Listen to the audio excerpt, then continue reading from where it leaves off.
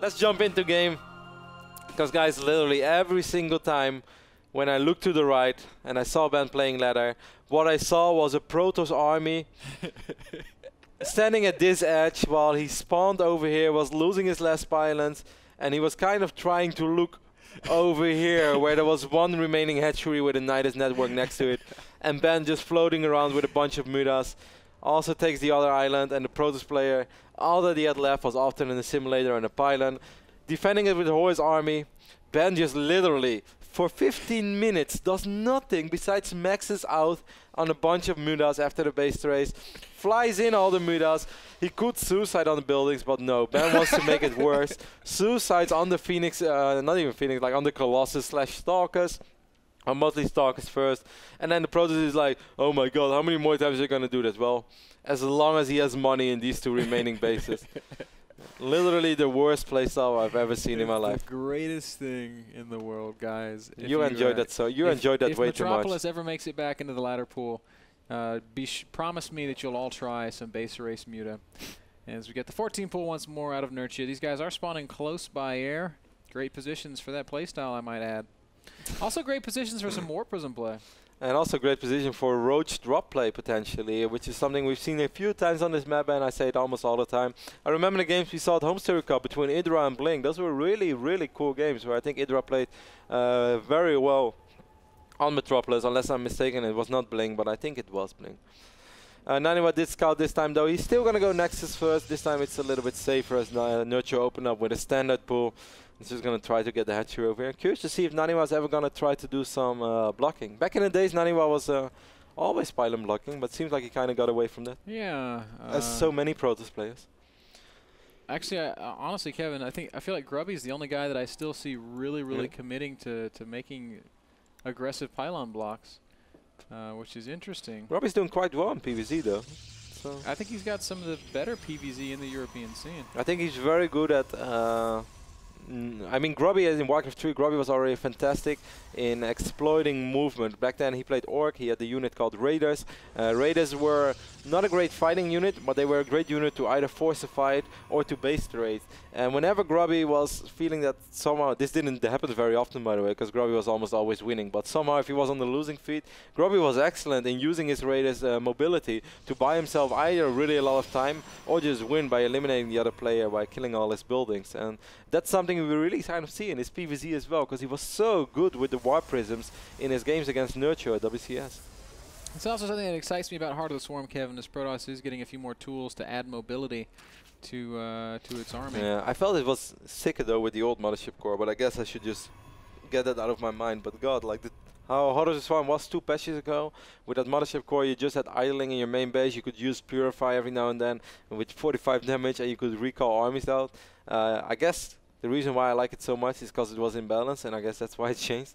But oh man, that was so much fun to play. I've got to say, man, even yes, obviously it was a lot stronger in the previous patch, but I still feel like it's really quite good. I feel right now when it's used for all the wrong reasons. Right now it's going to be used much more for high ground vision early on. So instead of going 4-gate Robo Blinkstalker, you can go 4-gate Blinkstalker with Mothership core and stuff like that. And I really don't think you're going to see it all that much for what it's supposed to do. I think it's going to get more changes.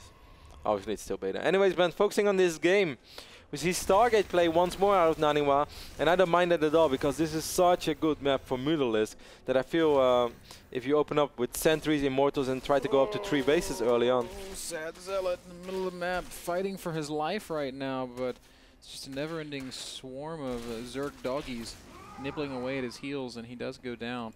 Got too dicey for him. Well, Naniwa's misreading his situation, Ben, as he saw quite a few links. Of course, this was a scouting Zealot.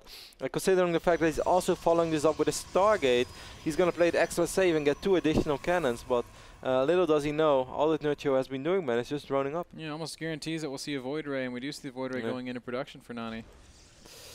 One of the situations where it's hard for Protoss to put the pieces together. If he doesn't make any reaction, and there's a huge swarm of another Zerglings coming up with Banelings, and I mean, one cannon, so okay, that's good. So he's sort of piecing it together. Yeah, but like Naniwa, all he saw was 8 to 10 links, or well, 6 to 8 links, It's easy to say, of course, whenever he does get Banelink busted and he doesn't make a reaction, we're the first ones to say like, oh, why didn't he do anything? He saw the first links, there should have been a reaction. In this case, Naniwa made a small reaction and he didn't have anything to worry about, but of course Naniwa does not know what we know. Phoenix is going to follow up this initial Void Ray as Nerchio starts up his layer tech. I'm not surprised to see him fall back on Stargate playban, because I feel that game number 2 was still Nani's game to lose. I would be lying if I say he was miles ahead, but it was looking good for him, and if he would have denied that fourth base in Daybreak, there we go again. But I felt that this was sort of Naniwa's game. At least it looked better than Ohana ever did. Even though Naniwa got a couple of great fights, smart army movement on Ohana, picking up Infestors and Broodlords, he was never in a similar position as he was on Daybreak. Now, Naniwa's Stargate tech has been revealed. Nerchio knows exactly what he's playing against. And once more, we are seeing the same Spore Crawler reaction and lots of drones. So this game's starting much like games 1 and 2 did. What is Nerchio going to do here? What is Naniwa going to do here? We saw him take the fast third base on Daybreak. Not quite as easy to do that here on Metropolis. No, it's definitely harder, I think, Ben. Not just because of that he has to worry about this vector as well, but I feel this is just a little bit harder to wall off, and I feel it's harder to see armies coming in as well. In Daybreak, it's so easy once you control one of the Zelnaga watchtowers, or, as I heard from Lauren Elise, eyeballs. As long as you control one of the eyeballs in the middle of the map, Ben, it's going to be a lot easier to see Zerg movement coming in. And we see something very cool out of Nerchio, Ben, and I actually... I mean, this might be wrong, might not be what I think it is, but I thought about this. I think it is what you think it is. That he's just going to save up for a long time and then suddenly produce an insane amount of mutas? I think that's exactly what we're going to see happen here. As we are not seeing Nerchio invest any gas in other things. No upgrades, no roaches, no... in fact, he's only spending minerals on Zerglings to sort of act as a buffer between whatever Naniwa is doing. And I feel sorry, man, for Naniwa, as Naniwa produced 4 Void Rays. How did Nerchio see all those Void Rays? Because then it makes a lot of sense. You know, Naniwa once very famously said, if I was a mutalisk, I would like to meet a Void Ray. Well, his Void Rays are about to meet a lot of mutalisks. Some people might think this is silly for Nerchio to play mutas in a situation like this, but the opposite is true, actually. If you can hide your Spire for a little while and just distract your opponent with being active with links on the map and suddenly overrun him with an insane amount of mutalisk, well, actually, Ben, Naniwa's Gateway army is pretty capable of dealing with mutas as well. And this was a fake. Naniwa's actually going to go for 2 base all in. Yeah, Nerchio just now realizing it. This is some brilliance out of Naniwa. Oh, Naniwa, I think if he knows it, he would produce like 2. Imagine if he just had 3 Phoenix or 4 Phoenix. But it's still possible. With good force fields, I think this might be possible. It's possible both ways. It's all going to come down to the execution. 14 mutas popping out, 2 more in production. Naniwa has +1 as well, Ben. Good job from Nerchio shutting down that probe, but there are 2 very important pylons. We might see base raise muta. Imagine if we see a Nidus going down. Nerchio is going to evacuate this natural. No, he's just going to come out with everything, but those are really good force fields by Naniwa.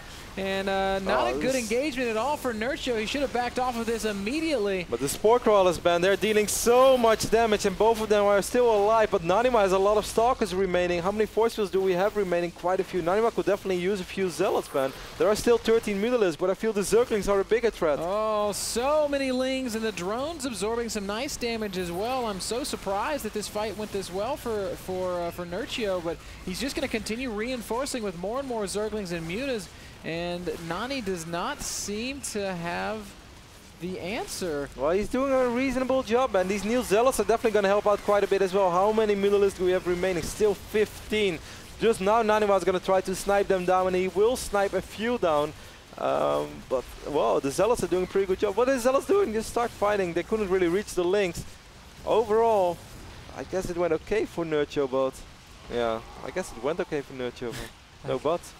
No buts about it. It went pretty well for Nerchio. Just completely committing everything he had in his natural, all the Lings, all of the mutas, all of the drones. I really think the Spore Crawlers made a world of difference, Ben, in that fight.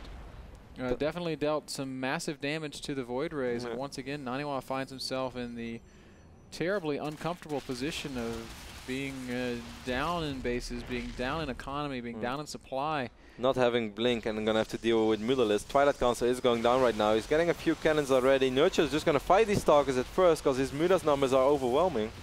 And does back him all the way up to a single cannon and then makes his way over into the natural. Naniwa pulls probes immediately.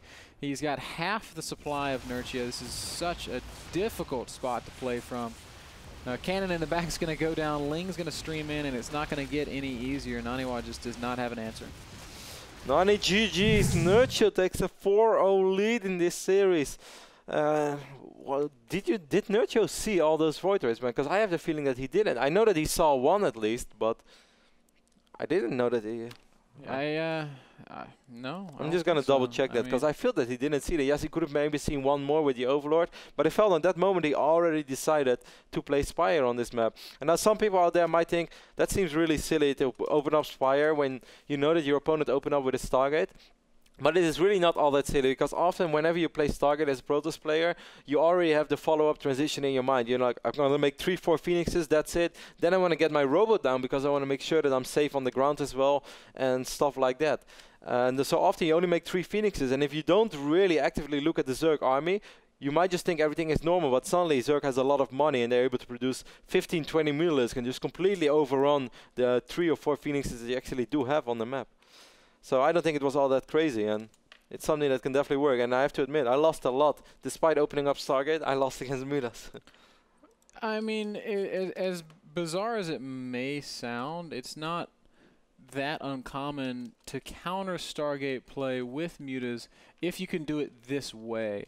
If you can save up a big bank and then just kind of overwhelm. Because even if Naniwa had made 4 Phoenixes, if Nerchio pops out with 15, 16 mutas, it's 4 Phoenixes doesn't cut it, and you're not going to be able to catch up off of 1 Stargate. You have to be able to see this, and you have to be able to be pumping out units in response for it, or in preparation to it for some time. While I was saying that story, I was kind of distracted as I wanted to check the replay real quick to see what Nerchio really saw by the time that Spire went down. And all that he saw, man, was that 1 Void Ray idling outside of the natural of Naniwa and getting a couple of shots of on those links. He did not see the 2nd Void Ray. He did not see the Stargate either.